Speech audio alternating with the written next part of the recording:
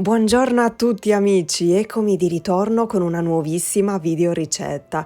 Stavolta vi proporrò un dolce dedicato all'Epifania, visto che sarà tra qualche giorno. Ho pensato di realizzare una sorta di connubio tra la torta pasticcina da cui prende la forma e la frolla e la galette de roi, ossia la torta dei Re Magi, da cui prende invece la farcitura, la crema frangipane, quindi la crema di mandorle, ma senza burro e con la sorpresa al centro. Insomma, qualcosa di estremamente fantastico, godurioso, unico e speciale, che farà felici sia grandi che piccini. Il tutto ovviamente a forma di calza della Befana. In più, con la crema avanzata realizzerò anche 3 tortini super buoni con tanti cioccolatini dentro. E ora vediamo subito come si prepara. E volevo precisare che ho deciso di realizzare questa mia versione della torta dei re poiché a casa in quel momento ero sprovvista di rotoli di pasta sfoglia, quindi ho pensato appunto di inventare questo dolce, ugualmente buono. Iniziamo dalla crema di mandorle. All'interno di un tritatutto o, come nel mio caso del bimbi, versiamo 150 g di mandorle pelate e le tritiamo fino a ridurle a farina. Versiamo la farina così ottenuta all'interno di una ciotola, mentre all'interno di un'altra ciotola versiamo 2 albumi, un solo tuorlo nella ciotola dove è contenuta la farina di mandorle e l'altro tuorlo lo metteremo da una parte perché ci occorrerà per la frolla che faremo dopo. Ora agli albumi uniamo un pizzico di sale e iniziamo a montare. Con le fruste in movimento uniamo piano piano e poco per volta 75 g di zucchero semolato e continuiamo a montare a neve fermissima.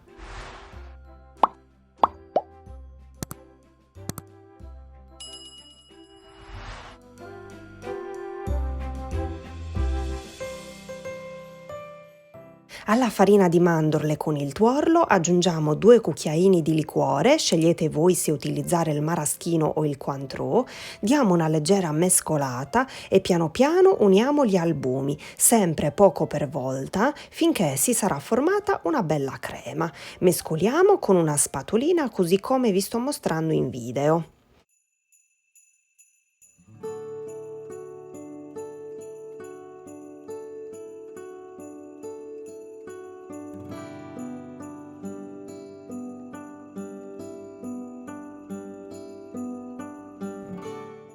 Eccola qui, vedete dal video come deve essere la consistenza? La mettiamo da una parte e ora ci occupiamo della frolla. All'interno di una ciotola versiamo il tuorlo avanzato da prima, vi ricordate? Più un uovo intero. Scusate, non ho specificato, tutte le uova che utilizzo io sono uova grandi. Uniamo 100 g di zucchero, un pizzico di sale e la scorza di un'arancia biologica. Mescoliamo per qualche minuto con la frusta a mano.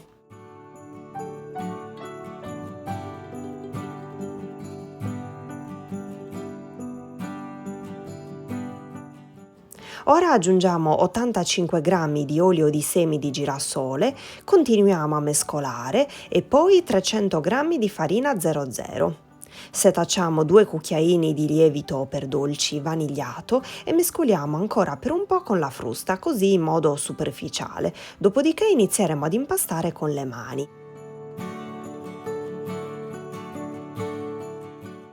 Anzi con una mano dentro la ciotola e successivamente, quando il panetto si sarà quasi formato, sul piano di lavoro leggermente infarinato, così come vi sto mostrando in video.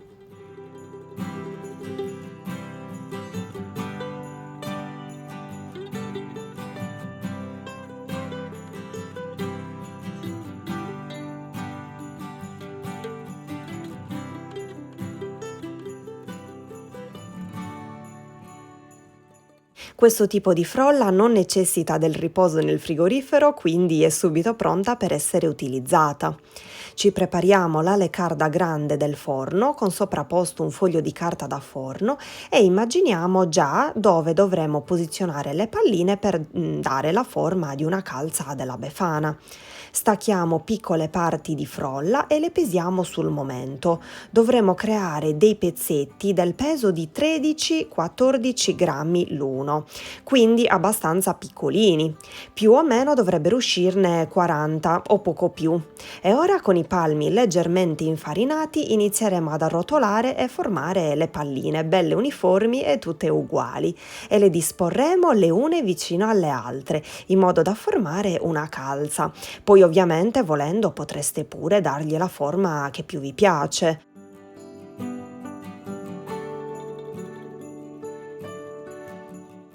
Ecco, formata la nostra calza, guardate che carina! Con il pollice leggermente infarinato creiamo l'impronta al centro di ogni pallina, creando quindi l'incavo giusto e bello capiente per accogliere più tardi e poi la crema e la dolce sorpresa. Man mano che spingiamo con il pollice, poi regoliamo se necessario anche i bordi e le estremità, così come vi sto mostrando in video. E ora scegliamo quale sorpresa aggiungere al centro. Solitamente nella galette de roi, quella classica, si nasconde al suo interno un oggetto prezioso, un piccolo oggetto prezioso, oppure una mandorla intera, e chi la trova viene proclamato re per un giorno. Io quindi ho deciso che all'interno di ogni pasticcino doveva esserci un piccolo pezzetto di cioccolato, visto che questa è comunque la mia versione, e ho scelto cioccolatini Kinder, sia barrette che quelli ai cereali, e qualche pezzetto di cioccolato gianduia con la nocciola intera. Che meraviglia!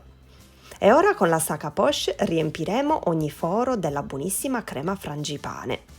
Grattugiamo un po' di scorzetta d'arancia sopra e qualche scaglietta di cioccolato. Sulla sommità invece ho aggiunto dei pezzetti di nocciole. Ed eccola pronta per essere infornata. La cuociamo a 180 gradi per 15 minuti circa e ovviamente in forno già caldo, preriscaldato quindi. Attenzione a non farla scurire troppo perché deve restare morbida. Nel frattempo la crema avanzata la trasferiremo all'interno di 3 stampini da muffin unti con poco olio, e all'interno aggiungeremo poi dei pezzetti di cioccolato. Qui non si butta via nulla. Comunque è stato secondo me geniale, proprio a parer mio, perché i tortini del re, chiamiamoli così, sono usciti formidabili, super morbidi e golosi e senza lievito. Vi ho dato anche a voi una bella idea? Che dite? Ecco appena sfornata la torta pasticcina a forma di calza della Befana, e ora all'interno del forno cuoceremo i tortini, stessa temperatura per un tempo di 25 minuti circa, ma fate comunque la prova a stecchino. La torta dei Re Magi andrà servita così sulle tavole delle feste con qualche caramella o cioccolatino vicino e qualche mandorla a lamella e qualche pallina colorata sopra.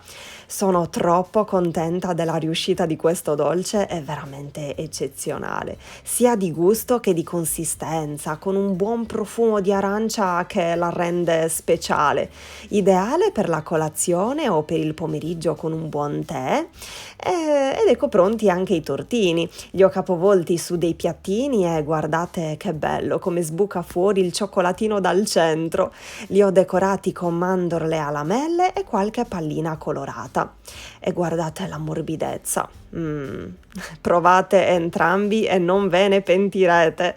Quasi mi dispiaceva rovinare, tra virgolette, la calza della Befana staccandone un pezzetto dal tallone, ma per farvi vedere l'interno e ovviamente per mangiarla era necessario farlo. Guardate che meraviglia il cuore di questo dolce con il pezzettino di cioccolato che lo rende ancora più goloso.